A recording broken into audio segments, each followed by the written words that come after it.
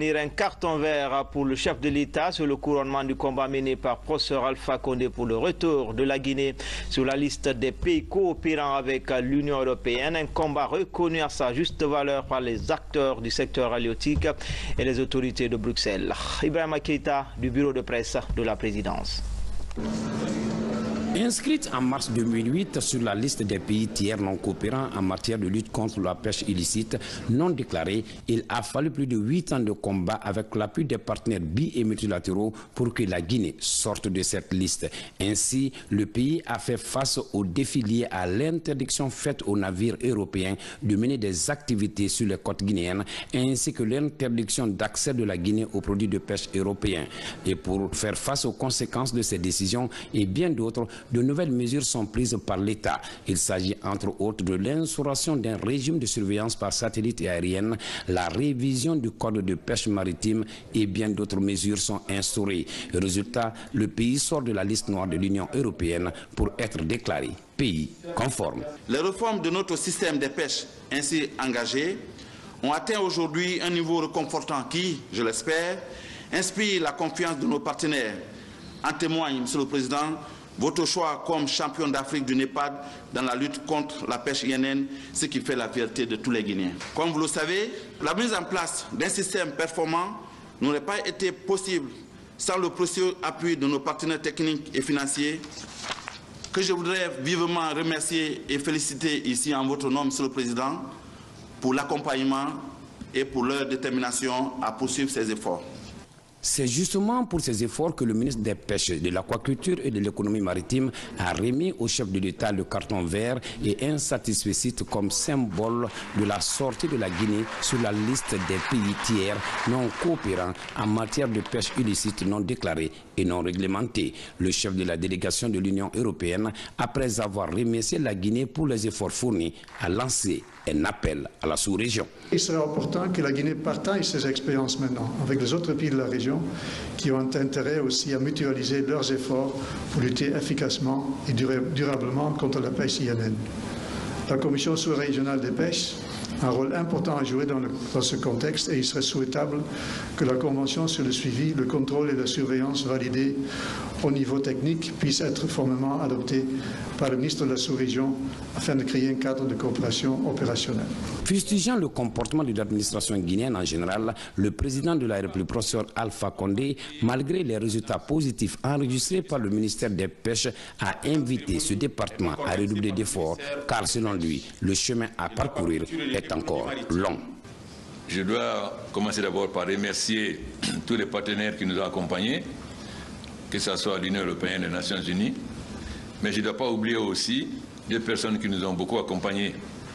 C'est l'attaché militaire français qui est rentré et son successeur qui nous ont beaucoup accompagnés pour nous permettre de comprendre un certain nombre de dysfonctionnements.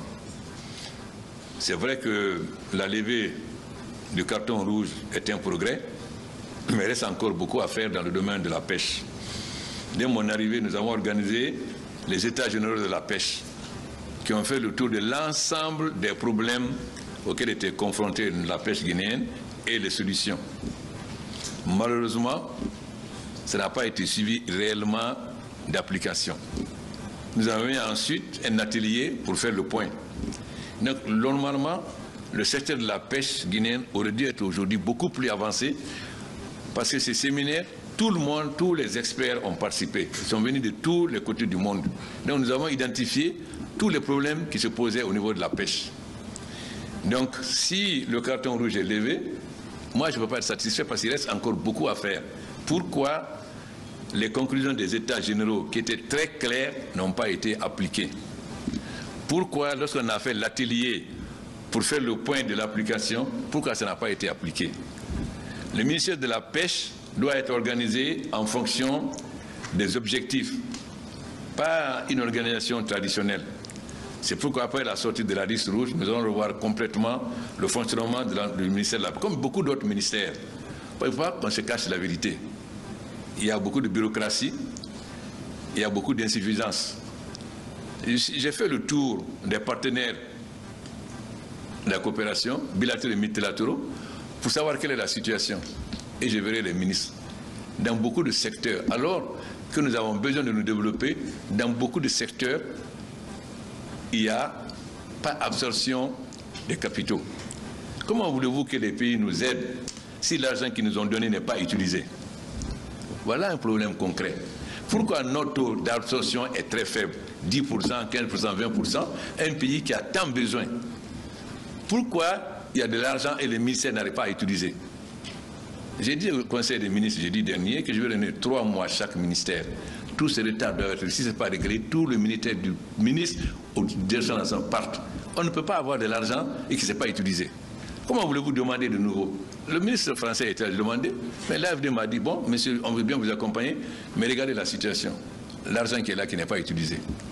Donc, l'administration guinéenne, nous avons fait des progrès. Nous avons fini pour la première fois depuis la Guinée à sortir d'un programme avec le Fonds monétaire. Donc maintenant, avant un autre programme avec le Fonds monétaire, nous devons nous organiser maintenant pour réellement modifier le fonctionnement de l'administration guinéenne. Parce que tel qu'il fonctionne aujourd'hui, on ne peut pas être performant. Pour qu'on se dise la vérité. Non seulement il y a ça, mais du sabotage. Vous êtes très content qu'on surveille. Mais on avait l'avion, 2 hélices qui surveillaient la mer. Qu'est-ce qu'on a fait? Cet avion était garé à l'aéroport. Comme un avion garé, qui ne voit pas?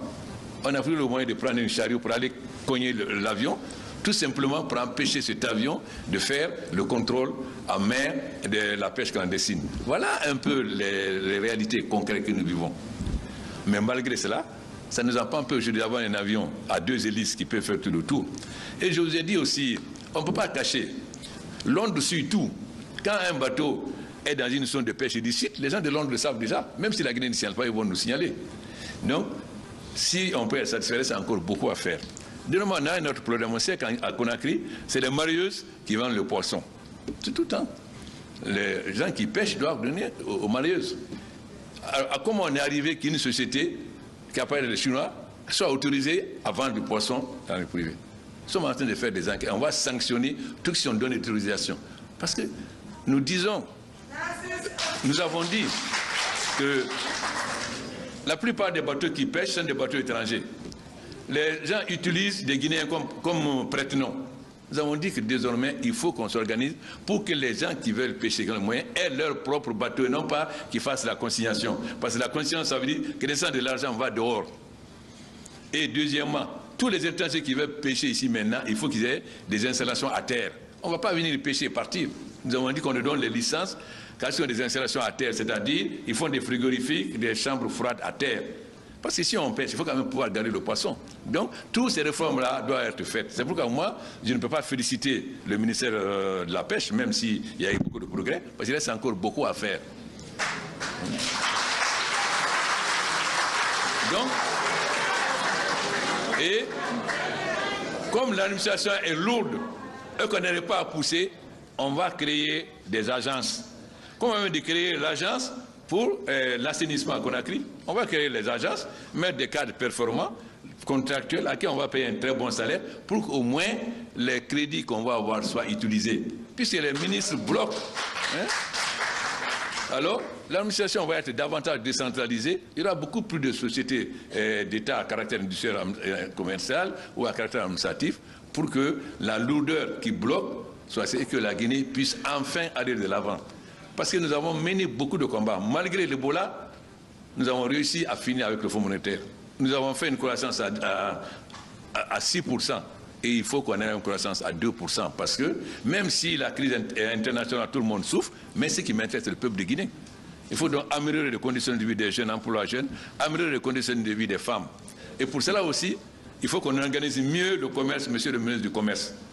J'ai fait des enquêtes aujourd'hui. Je constate que le riz est vendu sur les conteneurs à 200 000 francs, par exemple 190 000. Comment ça veut que celui se retrouve sur le marché à 250 000?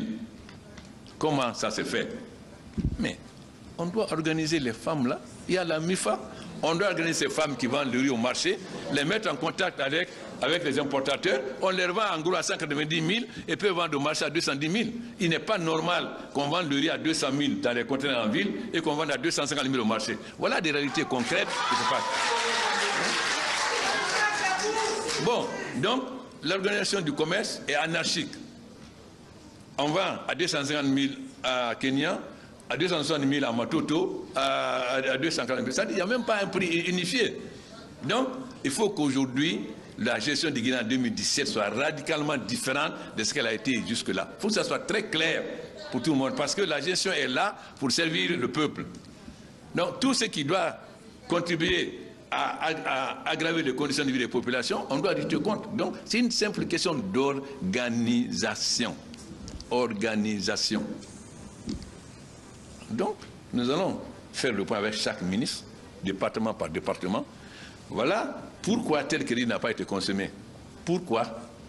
Parfois, c'est simplement parce qu'on n'a pas publié au journal officiel. Mais enfin, comment ça coûte qu'on dise qu'il faut publier au journal officiel? Ça reste 1 mois, 2 mois, 3 mois, uniquement parce qu'on n'a pas transféré ça, c'est publié au journal officiel. Alors, on ne peut pas être satisfait, même si on a fait des programmes, on ne peut pas être satisfait par ce qui reste encore énorme. Alors, les Chinois disent que quand quelqu'un est courbé à gauche, si tu veux le redresser, il faut courber à droite. Comme l'administration est courbée à gauche, on va vous obliger à vous courber à droite, comme ça vous allez vous redresser. Ce qu'on a acquis est acquis. Ce qui est important, c'est ce qu'on n'a pas acquis. Ce que vous avez acquis, c'est un acquis. Ce qui est positif, c'est un acquis. Ce qui est important, c'est ce qui n'est pas positif. C'est qu'on doit se battre pour s'améliorer toujours davantage. Et ensuite, il n'y a pas de communication. J'ai demandé au ministre de l'Énergie pourquoi il y a coupure. Mais il y a eu l'orage, ça a abîmé. Qu'est-ce qui coûte d'informer la population pour dire il y a eu l'orage, il y a des pannes, on va retrouver les pannes d'abord. Pendant quelques jours, il y aura les pannes. Qu'est-ce qui coûte? On ne communique pas. On ne communique pas. Et on laisse les gens mentir. Qu'est-ce qui vous coûte de communiquer?